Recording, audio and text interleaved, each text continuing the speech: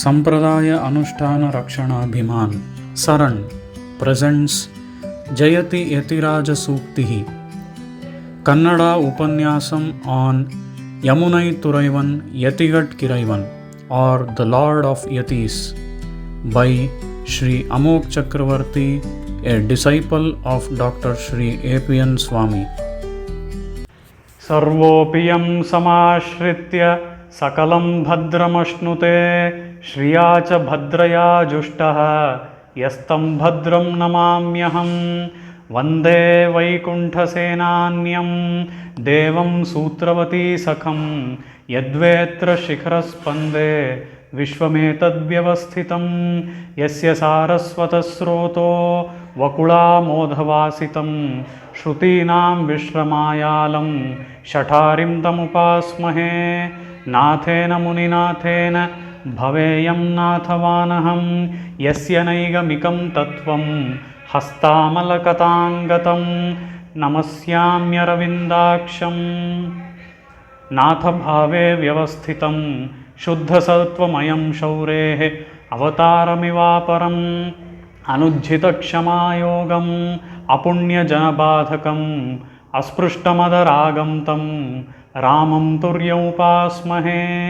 ವಿಗಾಹೇ ಯಾಮುನಂ ತೀರ್ಥಂ ಸಾಧು ಬೃಂದಾವನೆ ಸ್ಥಿತಂ ನಿರಸ್ತಜಿಹ್ಮಗಸ್ಪರ್ಶೇ ಯತ್ರ ಕೃಷ್ಣಃ ಕೃತಾದರಃ. ದಯಾನಿಘ್ನಂ ಯತೀಂದ್ರಸ್ಯ ದೇಶಿಕಂ ಪೂರ್ಣಮಾಶ್ರಯೇ ಯೇನ ವಿಶ್ವಸೃಜೋ ವಿಷ್ಣೋಃ ಅಪೂರ್ಯತಮನೋರಥಃ. ಪ್ರಣಾಮಂ ಲಕ್ಷ್ಮಣಮುನಿಃ ಪ್ರತಿಗೃಹ್ಣಾತು ಮಾಮಕಂ ಪ್ರಸಾದಯತಿ ಯತ್ಸೂಕ್ತಿಃ ಸ್ವಾಧೀನಪತಿಕಾಂ ಶ್ರುತಿಂ. ರಾಮಾನುಜದಯಾಪಾತ್ರಂ ಜ್ಞಾನವೈರಾಗ್ಯಭೂಷಣಂ ಶ್ರೀಮದ್ವೆಂಕಟನಾಥಾರ್ಯಂ ವಂದೇ ವೇದಾಂತದೇಶಿಕಂ. ಪ್ರಪದ್ಯೆ ನಿರವದ್ಯಾನಾಂ ನಿಷದ್ಯಾಂ ಗುಣಸಂಪದಾಂ ಶರಣಂ ಭವಭೀತಾನಾಂ ಷಟಕೋಪಮುನೀಶ್ವರಂ.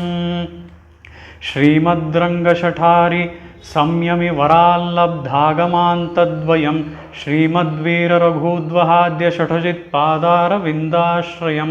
ಶ್ರೀಮದ್ವೇದವತಂ ಸದೇಶಿಕಯತೇಃ ಕಾರುಣ್ಯವೀಕ್ಷಾಸ್ಪದಂ ಸೇವೆ ರಂಗಧುರೀಣ ಶಾಸನವಶಂ ನಾರಾಯಣಂ ಯೋಗಿನಂ. ವೇದಾಂತದೇಶಿಕಯತೀಂದ್ರಕಟಾಕ್ಷಲಬ್ಧ ತ್ರಯ್ಯಂತಸಾರಮನವದ್ಯ ಗುಣಂ ಬುಧಾಗ್ರಯಂ ನಾರಾಯಣಾದ್ಯಯತಿಧುರ್ಯಕೃಪಾಭಿಷಿಕ್ತಂ ಶ್ರೀರಂಗನಾಥಯತಿಶೇಖರಮಾಶ್ರಯಾಮಃ. ಶ್ರೀಕೃಷ್ಣಮಾರ್ಯಂ ಕರುಣಾಲಯಂತಂ ವೇದಾಂತಯುಗ್ಮಂ ಸಮತೀತವಂತಂ ವತ್ಸಾಭಿಜಾತಂ ವಿದುಷಾಂ ವರೇಣ್ಯಂ ಶ್ರೀಭಾಷ್ಯಸಿಂಹಂ ಪ್ರಣಮಾಮಿ ನಿತ್ಯಂ. ವಾತ್ಸ್ಯ ಶ್ರೀಕೃಷ್ಣಸೂರೀಂದ್ರ ಪದಪಂಕಜಷಟ್ಪದಂ ಅನಂತಪದ್ಮನಾಭಾರ್ಯಂ ಭಾರದ್ವಾಜಮಹಂ ಭಜೆ.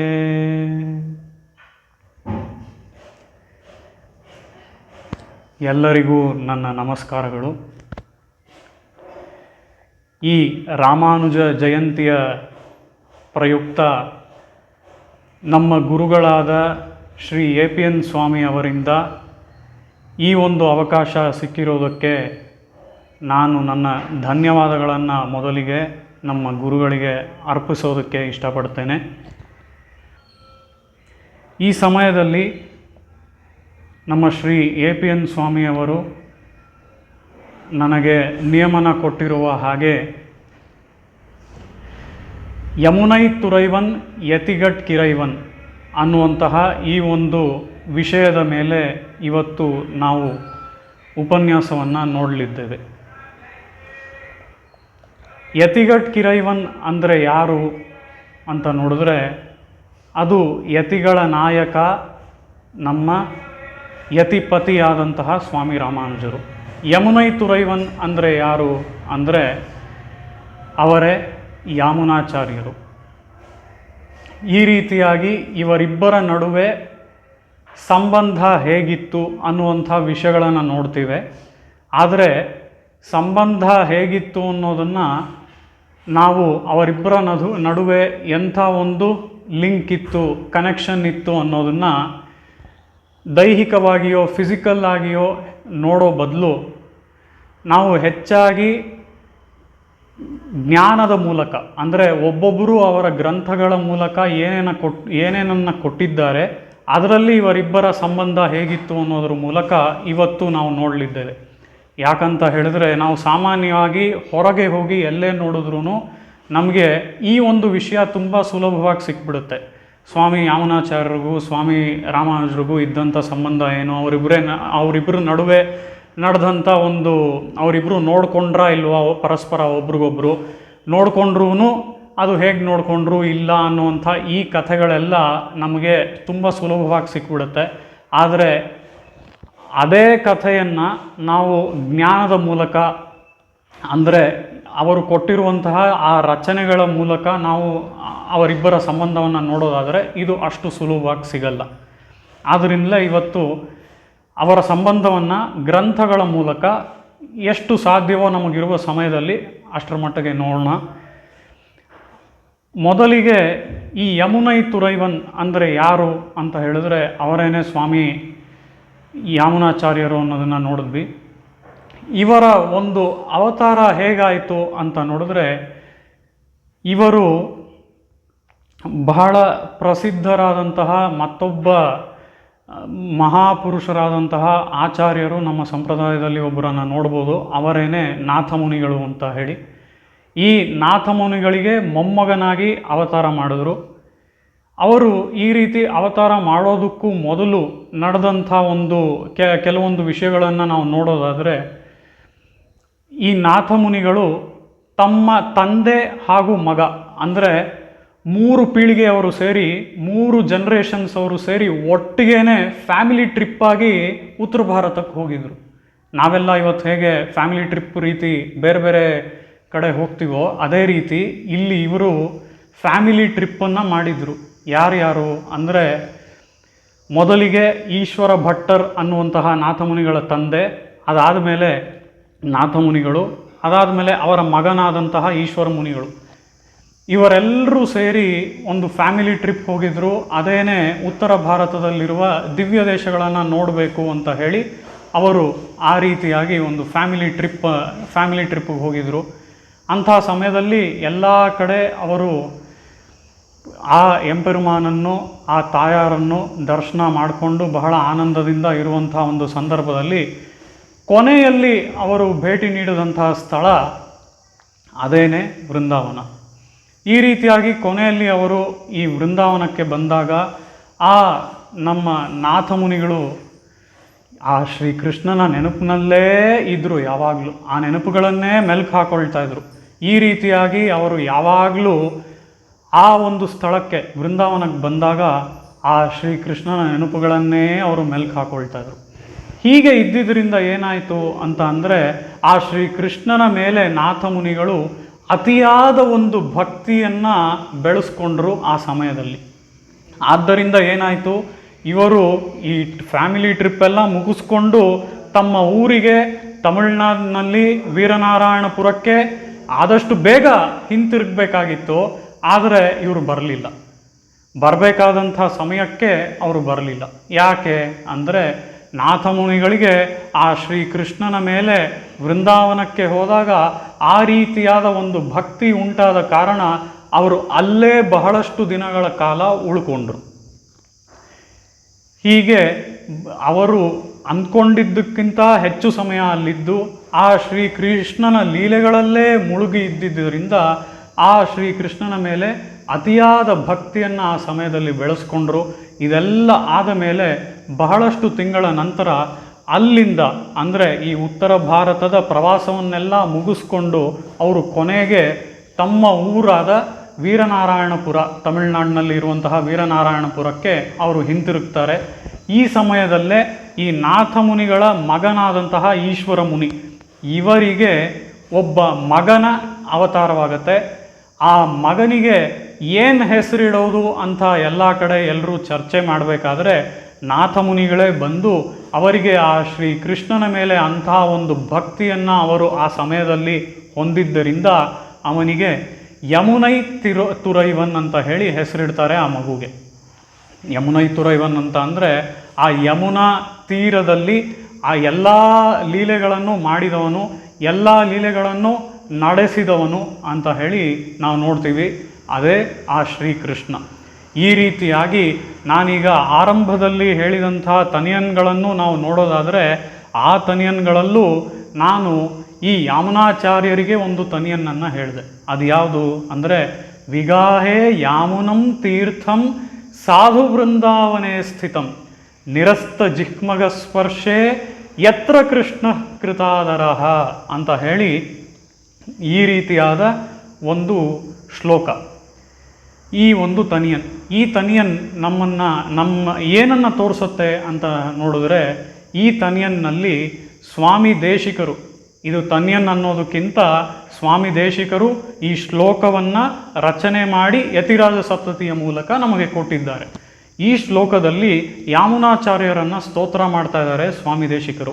ಅದು ಹೇಗೆ ಅಂತ ನೋಡಿದ್ರೆ, ಯಮುನೆಯು ಮತ್ತು ಈ ಯಾಮುನಾಚಾರ್ಯರು ಆ ಇಬ್ಬರನ್ನೂ ಸೇರಿ ಇಲ್ಲಿ ಸ್ವಾಮಿ ದೇಶಿಕರು ಹೇಳ್ತಾ ಇದ್ದಾರೆ. ಅದು ಹೇಗೆ, ಬಹಳಷ್ಟು ಸಾಮ್ಯತೆಗಳನ್ನು ಇಲ್ಲಿ ಶ್ರೀಕೃಷ್ಣನಿಗೂ ಮತ್ತು ಈ ಯಮುನೈತುರೈವನಾದ ಯಾಮುನಾಚಾರ್ಯರಿಗೂ ನಾವು ನೋಡ್ಬೋದು. ಅದು ಹೇಗೆ ಅಂತ ನೋಡಿದ್ರೆ, ಮೊದಲಿಗೆ ಶ್ರೀಕೃಷ್ಣ ಅಲ್ಲಿ ನೆಲೆಸಿದ್ದಂತಹ ಸಮಯದಲ್ಲಿ, ಅಂದರೆ ಶ್ರೀಕೃಷ್ಣನ ಅವತಾರದ ಸಮಯದಲ್ಲಿ, ಅವನು ಈ ಯಮುನೆಯ ತೀರದಲ್ಲಿ ಇದ್ದಂತಹ ಒಂದು ಸಮಯದಲ್ಲಿ ನಾವು ಏನು ನೋಡ್ಬೋದು ಅಂದರೆ, ಈ ಶ್ರೀಕೃಷ್ಣ ಅಲ್ಲಿ ತನ್ನ ಎಲ್ಲ ಲೀಲೆಗಳನ್ನೆಲ್ಲ ನಡೆಸಿದಂತಹ ಒಂದು ಸಮಯದಲ್ಲಿ ಹೀಗೆ ಒಂದು ವೇಳೆ ಆಟ ಆಡಬೇಕಾದ್ರೆ ಮತ್ತೆ ಇದ್ದಂತಹ ಮತ್ತಿತರ ಗೋಪಬಾಲರೊಡನೆ ಇಂಥ ಒಂದು ಸಮಯದಲ್ಲಿ ಅವನು ಈ ಯಮುನೆಗೆ ಹೋಗಿ ಧುಮುಕಬೇಕಾಗತ್ತೆ.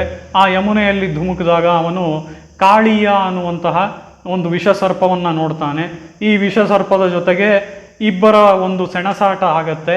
ಅದಾದಮೇಲೆ ಆ ಕಾಳಿಯನ ಒಂದು ಗರ್ವಭಂಗವಾಗತ್ತೆ. ಈ ಕಥೆಯನ್ನೆಲ್ಲ ನಾವು ನೋಡಿದ್ದೀವಿ, ಶ್ರೀಕೃಷ್ಣನ ಅವತಾರ ಚರಿತ್ರೆಯಲ್ಲಿ ನೋಡ್ತೀವಿ ಅಲ್ವಾ. ಆ ರೀತಿಯಲ್ಲಿ ನಾವು ಇವತ್ತು ಇಂಗ್ಲೀಷ್ನಲ್ಲಿ ಹೇಳ್ತೀವಿ ಅಲ್ವಾ, ಚೈಲ್ಡ್ ಪ್ರಾಡಿಜಿ ಅಂತ ಹೇಳಿ. ಹಾಗಂದರೆ ಏನು, ಚಿಕ್ಕ ವಯಸ್ಸಿನಲ್ಲಿಯೇ ಅತ್ಯಂತ ಬುದ್ಧಿವಂತಿಕೆ ಅಥವಾ ಅತ್ಯಂತ ಎಕ್ಸ್ಟ್ರಾರ್ಡಿನರಿ ಆಗಿರುವಂಥ ಒಂದು ಕೆಲಸವನ್ನು ಯಾರಾದರೂ ಒಬ್ಬರು ಮಾಡಿದ್ರೆ ಅಂಥ ಒಂದು ಮಗುವನ್ನು ನಾವು ಚೈಲ್ಡ್ ಪ್ರಾಡಿಜಿ ಅಂತೀವಿ. ಆ ರೀತಿಯಾದ ಚೈಲ್ಡ್ ಪ್ರಾಡಿಜಿಗಳನ್ನು ಇವತ್ತು ನಾವು ಹುಡುಕಿಕೊಂಡು ಹೊರಗೆ ಎಲ್ಲೋ ಹೋಗಿ ಇವರು ಚೈಲ್ಡ್ ಪ್ರಾಡಿಜಿ, ಅವರು ಚೈಲ್ಡ್ ಪ್ರಾಡಿಜಿ ಅಂತ ಹೇಳುವಂಥ ಅವಶ್ಯಕತೆಯೇ ಇಲ್ಲ.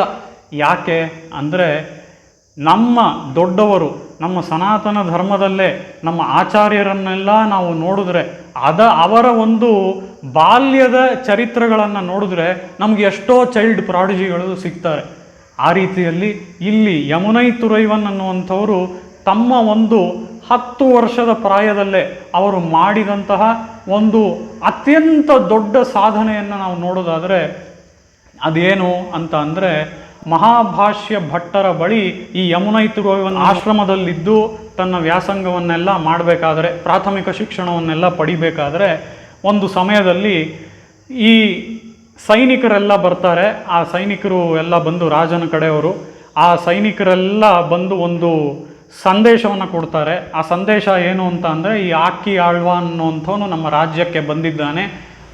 ಈ ಪಂಡಿತ ಎಲ್ಲರನ್ನ ಈ ದೇಶದಲ್ಲೇ, ಈ ದೇಶದ ಉದ್ದಗಲಕ್ಕೆ ಎಲ್ಲೆಲ್ಲೂ ಎಲ್ಲ ಪಂಡಿತರನ್ನು ಸೋಲಿಸಿ ಈಗ ಕೊನೆಗೆ ಇಲ್ಲಿ ಬಂದಿದ್ದಾನೆ. ಆ ರೀತಿಯಲ್ಲಿ ಇಂಥ ಆಕ್ಕಿ ಆಳ್ವಾನನ್ನು ಸೋಲಿಸೋದಕ್ಕೆ ಯಾರೂ ಇಲ್ಲ. ಆದ್ದರಿಂದ ನೀವೆಲ್ಲ ಈ ಒಂದು ಟ್ಯಾಕ್ಸಸ್ಸನ್ನು ಡಬಲ್ ಆಗಿ ಕಟ್ಟಿ, 2ರಷ್ಟು ಕಟ್ಟಿ ಅಂತ ಹೇಳಿ ಸಂದೇಶವನ್ನು ತರ್ತಾನೆ. ಈ ಸಂದೇಶವನ್ನು ನೋಡಿದ ಕೂಡಲೇ, ಕೇಳಿದ ಕೂಡಲೇ ಅಲ್ಲಿರುವಂತಹ ಚಿಕ್ಕ ಹುಡುಗ, ಯಾಕೆ ಅಂತ ಅಂದರೆ ಆ ಸಮಯದಲ್ಲಿ ಗುರುಗಳಾದಂತಹ ಮಹಾಭಾಷ್ಯ ಭಟ್ಟರು ಆ ಆಶ್ರಮದಲ್ಲಿ ಇರೋದಿಲ್ಲ.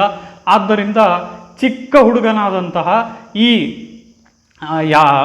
ಯಮುನೈತುರೈವನ್ ಅನ್ನುವಂಥವನು ಏನು ಮಾಡ್ತಾನೆ ಅಂದರೆ, ಅಲ್ಲಿರುವಂತಹ ಆ ಸೈನಿಕನ ಮುಂದೆ ನಿಂತ್ಕೊಂಡು, ಒಬ್ಬನೇ ಸೈನಿಕ ಅಂತ ಅಲ್ಲ, ಆ ಸೈನಿಕರೆಲ್ಲರೂ ಎಷ್ಟು ದಷ್ಟಪುಷ್ಟವಾಗಿ ಎತ್ತೆತ್ತರಕ್ಕೆ ಹೇಗೆಲ್ಲ ಬೆಳೆದಿದ್ದಾರೆ, ಅವ್ರನ್ನೆಲ್ಲ ನೋಡಿ ಎಲ್ಲ ಹುಡುಗರು ಹೆದರ್ಕೊಂಡು ಓಡೋದ್ರು. ಅಂಥ ಸಮಯದಲ್ಲಿ ಪೂರ್ಣ ಆತ್ಮವಿಶ್ವಾಸದಿಂದ ಅವ್ರ ಮುಂದೆ ಧೈರ್ಯವಾಗಿ ನಿಂತುಕೊಂಡು ಈ ಸಂದೇಶವನ್ನು ಕೇಳಿ, ಅದರ ನಂತರ ನಾನು ಇವರ ವಿರುದ್ಧ ವಾದ ಮಾಡ್ತೇನೆ ಅಂತ ಹೇಳಿ ಅವರನ್ನು ನಾನು ವಾದದಲ್ಲಿ ಸೋಲಿಸಬಲ್ಲೆ. ಯಾಕಂದರೆ ನಮ್ಮ ಗುರುಗಳಾದಂತಹ ಮಹಾಭಾಷ್ಯ ಭಟ್ಟರಿಂದ ಪಡೆದಂತಹ ಜ್ಞಾನ ಅಂಥದ್ದು, ಅವರ ಆಶೀರ್ವಾದ ನನ್ನ ಮೇಲೆ ಯಾವಾಗಲೂ ಇದೆ ಅಂತ ಹೇಳಿ ಇಲ್ಲಿ ಈ ಯಮುನೈತುರೈವನ್ ಅನ್ನುವಂತಹ 10 ವರ್ಷದ ಹುಡುಗ ಆ ಅಕ್ಕಿ ಆಳ್ವಾನನ ಮೇಲೆ ವಾದ ಮಾಡೋದಕ್ಕೆ ಅಂತ ಹೋಗ್ತಾನೆ.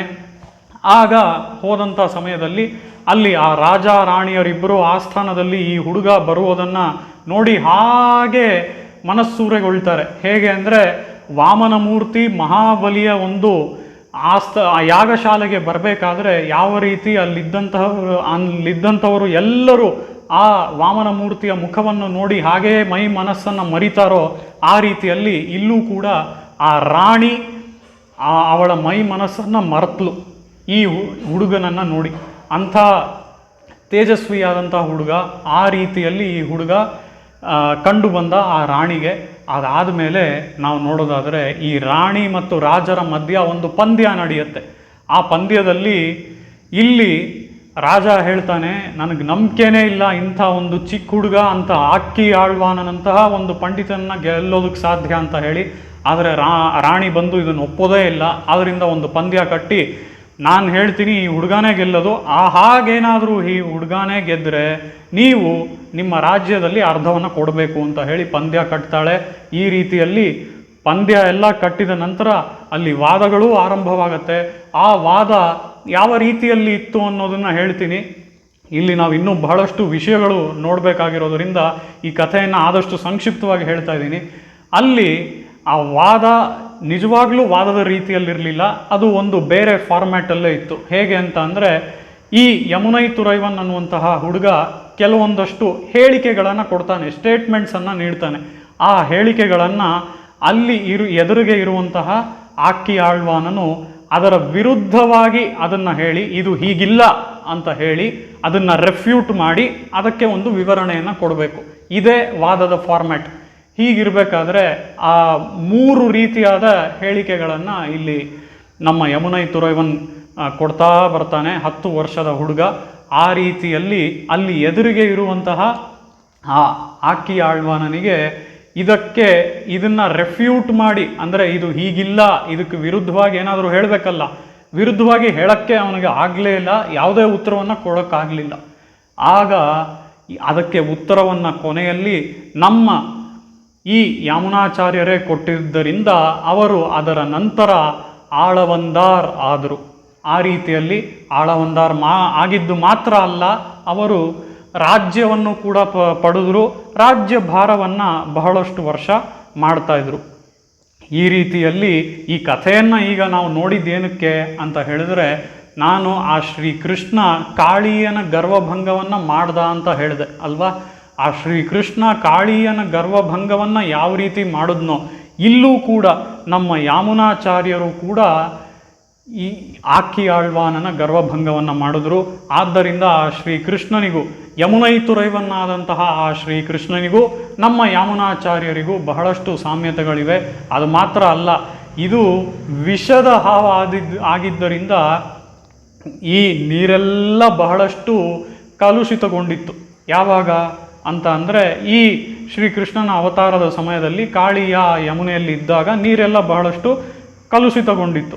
ಆ ಕಲುಷಿತಗೊಂಡಿದ್ದ ನೀರನ್ನು ಈ ಶ್ರೀಕೃಷ್ಣ ಹಾಗೂ ಕಾಳಿಯನ ಸೆಣಸಾಟದ ನಂತರ ಈ ನೀರನ್ನೆಲ್ಲ ಶುದ್ಧೀಕರಿಸ್ತಾನೆ ನಮ್ಮ ಶ್ರೀಕೃಷ್ಣ. ಆ ರೀತಿಯಲ್ಲಿ ವೇದಗಳ ಎಷ್ಟೆಷ್ಟೋ ಅಪಾರ್ಥಗಳು ಎಲ್ಲೆಲ್ಲೂ ಹರಡಿದ್ವು, ಅದನ್ನೆಲ್ಲ ತಮ್ಮ ರಚನೆಗಳ ಮೂಲಕ ಎಲ್ಲೆಲ್ಲೂ ಹರಡೋ ಹಾಗೆ ಮಾಡಿ, ಏನನ್ನು ಅಂದರೆ ವೇದಗಳ ಸರಿಯಾದ ಅರ್ಥಗಳನ್ನು ಎಲ್ಲೆಲ್ಲೂ ಹರಡೋ ಹಾಗೆ ಮಾಡಿ ಸಮಾಜವನ್ನು ಶುದ್ಧೀಕರಿಸಿದವರು ನಮ್ಮ ಯಾಮುನಾಚಾರ್ಯರು. ಅದನ್ನು ನಾವು ಇನ್ನು ಮುಂದೆ ಈ ಉಪನ್ಯಾಸದಲ್ಲಿ ಇನ್ನೂ ವಿವರವಾಗಿ ನೋಡಲಿದ್ದೇವೆ. ಆ ರೀತಿಯಲ್ಲಿ ಹೀಗಿದ್ದವರು ನಮ್ಮ ಯಾಮುನಾಚಾರ್ಯರು. ಇಂಥ ಯಾಮುನಾಚಾರ್ಯರು ಬಹಳಷ್ಟು ವರ್ಷ ರಾಜ್ಯ ಭಾರವನ್ನು ಮಾಡ್ತಾಯಿದ್ರು ರಾಜನಾಗಿ. ಹೀಗಿದ್ದಂತಹ ಒಂದು ಸಮಯದಲ್ಲಿ ಬಹಳಷ್ಟು ವರ್ಷಗಳ ನಂತರ ಅವರ ಜೀವನದಲ್ಲೂ ಒಂದು ತಿರುವು ಏರ್ಪಡುತ್ತೆ. ಆ ತಿರುವಿನ ನಂತರ ಅವರು ಕೂಡ ಸಂಪ್ರದಾಯದ ಒಳಕ್ಕೆ ಬಂದು ಆ ಸಂಪ್ರದಾಯದಲ್ಲಿ ಅತ್ಯಂತ ಉತ್ತಮರಾದಂಥ ಉನ್ನತ ಆಚಾರ್ಯ ಸ್ಥಾನವನ್ನು ಹೊಂದಿ ಎಲ್ಲೆಲ್ಲೂ ಸಂಪ್ರದಾಯವನ್ನು ಪ್ರಚಾರ ಮಾಡುವಂತಹ ರೀತಿಯಲ್ಲಿ ಅತ್ಯಂತ ಉನ್ನತವಾದ ಆಚಾರ್ಯರಾಗಿ ಇರ್ತಾರೆ. ಅದನ್ನು ನಾವೆಲ್ಲರೂ ಕೇಳಿದ್ದೀವಿ, ಅದೆಲ್ಲರೂ ತಿಳ್ಕೊಂಡಿದ್ದೀವಿ ಅಲ್ವಾ. ಆ ರೀತಿಯಲ್ಲಿ ಈ ಸ್ವಾಮಿ ಆಳವಂದಾರರು ಎಷ್ಟೋ ವರ್ಷಗಳ ಕಾಲ ರಾಜ್ಯಭಾರ ಮಾಡಿದ ನಂತರ ಸಂಪ್ರದಾಯದ ಒಳಕ್ಕೆ ಬಂದು ಅವರು ಸಂಪ್ರದಾಯ ಪ್ರವರ್ತಕರಾಗಿ ಇರ್ತಾರೆ, ಅದನ್ನು ಕೂಡ ನೋಡ್ತೀವಿ. ಆದರೆ ಅವರಿಗೆ ಒಂದೇ ಒಂದು ಯೋಚನೆ, ಅದೇನು ಅಂತ ಅಂದರೆ ಈ ಸ್ವಾಮಿ ರಾಮಾನುಜರ ಅವತಾರವಾಗೋಗಿರುತ್ತೆ ಒಂದು ಸಮಯದಲ್ಲಿ. ಆ ಸಮಯದಲ್ಲಿ ಇವರಿಗೆ ಬಹಳಷ್ಟು ವಯಸ್ಸಾದಂತಹ ಒಂದು ಕಾಲ. ಅಂಥ ಒಂದು ಕಾಲದಲ್ಲೂ, ಅಂಥ ವಯಸ್ಸಾದ ಸ್ಥಿತಿಯಲ್ಲೂ ಇವರಿಗೆ ಒಂದೇ ಒಂದು ಆಸೆ, ಆ ಸ್ವಾಮಿ ರಾಮಾನುಜರನ್ನು ಹೇಗಾದರೂ ಮಾಡಿ ನೋಡಬೇಕು ಅಂತ ಹೇಳಿ. ಯಾಕೆ ಆಸೆ ಅಂತ ಅಂದರೆ ಆ ಸ್ವಾಮಿ ರಾಮಾನುಜರ ಒಂದು ವಿಶೇಷತೆ ಏನು ಅಂತ ಅಂದರೆ ಅವರ ಒಂದು ಪ್ರಸಿದ್ಧತೆ ಆ ರೀತಿಯಾಗಿ ಎಲ್ಲೆಲ್ಲೂ ಹರಡಿತ್ತು. ಯಾಕೆ ಅಂದರೆ ಅವರು ತಮ್ಮ ಪ್ರಾಥಮಿಕ ಶಿಕ್ಷಣವನ್ನು ಪಡೆದು ನಂತರ ವೇದಾಂತ ಶಿಕ್ಷಣವನ್ನು ಕೂಡ ಅವರು ಯಾದವ ಪ್ರಕಾಶರ ಬಳಿ ಪಡಿತಾ ಇದ್ದರು. ಅಂಥ ಸಮಯದಲ್ಲಿ ಬಹಳಷ್ಟು ಒಂದು ವಾದಗಳು ಇಲ್ಲಿ ನಡೀತಾ ಇತ್ತು. ಇದು ವಾದ ಅಂತ ಹೇಳೋದಕ್ಕಾಗೋದಿಲ್ಲ. ಯಾಕೆ ಅಂತ ಅಂದರೆ ಬಹಳಷ್ಟು ಬಾರಿ ಇಲ್ಲಿ ಸ್ವಾಮಿ ರಾಮಾನುಜರು ಬಹಳ ವಿನಯದಿಂದ ತಮ್ಮ ಒಂದು ಪಕ್ಷವನ್ನು ಇಡ್ತಾ ಇದ್ದರು. ಯಾಕೆ ಅಂತ ಅಂದರೆ ಅಲ್ಲಿದ್ದಂತಹ ಗುರುಗಳಾದಂತಹ ಯಾದವ ಪ್ರಕಾಶರು ಶ್ರುತಿಗಳಿಗೆ ಅತ್ಯಂತ ವಿರುದ್ಧವಾದ ಅರ್ಥಗಳನ್ನು ಹೇಳಿದಾಗ ಇದು ಸ್ವಾಮಿ ರಾಮಾನುಜರಿಗೆ ಹೀಗೂ ಅರ್ಥ ಹೇಳ್ತಾರಾ ಅಂತ ಹೇಳಿ ಅವರ ಮನಸ್ಸಿಗೆ ಅನ್ನಿಸ್ತಾ ಇತ್ತು. ಆದ್ದರಿಂದಲೇ ಅವರು ಬಹಳ ವಿನಯದಿಂದ ತಮ್ಮ ಪಕ್ಷವನ್ನು ಮುಂದಿಡ್ತಾ ಇದ್ದರು. ಹೀಗೆ ಬಹಳಷ್ಟು ವಾದಗಳು ನಡೀತಾ ಇತ್ತು. ಹೀಗೆಲ್ಲ ನಡೀತಾ ಇದ್ದಂತಹ ವಿಷಯ ಅದೇ ಕಾಂಚೀಪುರಂನಲ್ಲಿ ಇರುವಂತಹ ತಿರುಕಚ್ಚಿ ನಂಬಿಗಳು. ಇವರು ಸ್ವಾಮಿ ರಾಮಾನುಜರಿಗೆ ಒಬ್ಬ ಮಾರ್ಗದರ್ಶಕರು. ಈ ರೀತಿಯಾಗಿ ಅವರಿಂದ ಈ ವಿಷಯ ಯಾಮುನಾಚಾರ್ಯರಿಗೆ ತಲುಪಿತ್ತು. ಯಾಕೆ ಅಂತ ಅಂದರೆ ಈ ತಿರುಕಚ್ಚಿ ನಂಬಿಗಳಿಗೆ ಆಚಾರ್ಯರು ಯಾಮುನಾಚಾರ್ಯರು. ಆ ರೀತಿಯಲ್ಲಿ ಈ ವಿಷಯ ಎಲ್ಲ ಅಲ್ಲಿ ತಲುಪಿದ್ದರಿಂದ ಈ ಯಾಮುನಾಚಾರ್ಯರು ಬಹಳ ಕಾತುರದಿಂದ ನಾನು ನೋಡಲೇಬೇಕು ಯಾರಿದು ಅಂತ ಹೇಳಿ ಒಂದು ಆಸೆಯನ್ನು ಇಟ್ಕೊಂಡಿದ್ರು. ಅಂಥ ಒಂದು ವಯಸ್ಸಾದ ಕಾಲದಲ್ಲಿಯೂ ಕೂಡ ಅವರು ಈ ಇಳೆಯಾಳ್ವಾನ್ ಅಂತ ಅಂದರೆ ಆಗ ಇನ್ನೂ ಅವರು ಸ್ವಾಮಿ ರಾಮಾನುಜರಾಗಿ ಆಗಿರಲಿಲ್ಲ, ಅವರಿಗೆ ಹೆಸರು ಇಳೆಯಾಳ್ವಾನ್ ಅಂತಾನೆ ಹೇಳಿ. ಯಾವಾಗ ಅವರು ಯಾದವ ಪ್ರಕಾಶರ ಬಳಿ ವ್ಯಾಸಂಗ ಮಾಡ್ತಾಯಿದ್ರೋ ಆವಾಗ ಅವರಿಗೆ ಹೆಸರು ಇಳೆಯಾಳ್ವಾನ್ ಅಂತಾನೆ ಹೇಳಿ. ಈ ರೀತಿಯಾಗಿ ಈ ಇಳೆಯಾಳ್ವಾನನ್ನು ನೋಡೋಕ್ಕೆ ಅಂತಾನೆ ಎಲ್ಲಿಂದ ಇವರು ಶ್ರೀರಂಗಂನಿಂದ ಕಾಂಚೀಪುರಕ್ಕೆ ಬಂದರು. ಯಾರು? ಯಾಮುನಾಚಾರ್ಯರು. ಈ ರೀತಿಯಾಗಿ ಅಲ್ಲಿ ಆಳವಂದಾರ್ ಬಂದ ನಂತರ ಆ ಸಮಯದಲ್ಲಿ ಏನಾಗುತ್ತೆ ಅಂತ ಅಂದರೆ ಆ ಸಮಯದಲ್ಲಿ ಸರಿಯಾಗಿ ಯಾದವ ಪ್ರಕಾಶರು ತಮ್ಮ ಶಿಷ್ಯ ವೃಂದದ ಜೊತೆ ಅವರು ಒಂದು ಪ್ರದಕ್ಷಿಣೆಯನ್ನು ಹಾಕ್ತಾ ಇರ್ತಾರೆ ಈ ವರದರಾಜಸ್ವಾಮಿ ದೇವಸ್ಥಾನದಲ್ಲಿ. ಈ ವರದರಾಜಸ್ವಾಮಿ ದೇವಸ್ಥಾನಕ್ಕೆ ಅವರೆಲ್ಲರೂ ಭೇಟಿ ನೀಡಿರ್ತಾರೆ. ಅಂಥ ಸಮಯದಲ್ಲಿ ಅಲ್ಲಿ ಆಳವಂದಾರರು ಬಂದಂತಹ ಸಮಯದಲ್ಲಿ ಅವರು ಪ್ರದಕ್ಷಿಣೆಯನ್ನು ಹಾಕ್ತಾ ಇರ್ತಾರೆ ಯಾದವ ಪ್ರಕಾಶರು, ಅದರಲ್ಲಿದ್ದಂತಹ ಶಿಷ್ಯವೃಂದದವರು ಎಲ್ಲರೂ ಸೇರಿ. ಅಂತಹ ಸಮಯದಲ್ಲಿ ಇವರನ್ನೆಲ್ಲರನ್ನ ನೋಡಿ ಅಲ್ಲಿ ಇಳೆಯಾಳ್ವಾನ್ ಯಾರು ಇದರಲ್ಲಿ ಅಂತ ಕೇಳಿ ತಿರುಕಚ್ಚಿ ನಂಬಿಗಳ ಮೂಲಕ ಇವರೇ ಇಳೆಯಾಳ್ವಾರರು ಅಂತ ಹೇಳಿ ತಿಳ್ಕೊಂಡು ಆ ಇಳೆಯಾಳ್ವಾರರನ್ನು ನೋಡಿ ಅತ್ಯಂತ ಮನಸ್ಸು ಅವರಿಗೆ ಅತ್ಯಂತ ಸಂತೋಷವಾಗುತ್ತೆ. ಆದರೆ ಒಂದು ಯೋಚನೆ ಅವರ ಮನಸ್ಸಿನಲ್ಲಿ ಬಹಳಷ್ಟು ದಿನಗಳಿಂದ ಇರುತ್ತೆ. ಅದೇನು ಅಂತ ಅಂದರೆ ಮಹಾನರು ಯಾವಾಗಲೂ ಹೀಗೆ ಯೋಚನೆ ಮಾಡೋದು, ಅವರಿಂದ ಎಷ್ಟೇ ಆ ಒಳ್ಳೆಯ ಕೆಲಸಗಳು ಆದ್ರೂ ಸಾಲದು ಸಾಲದು ಸಾಲದು ಅಂತಲೇ ಅಂದ್ಕೊಳ್ತಾ ಇರ್ತಾರೆ. ಆ ರೀತಿಯಲ್ಲಿ ಯಾಮುನಾಚಾರ್ಯರು ಅಷ್ಟೇ. ಅವರು ಸಮಾಜ ಸುಧಾರಣೆಯನ್ನು ಎಷ್ಟೋ ಮಾಡಿದರು.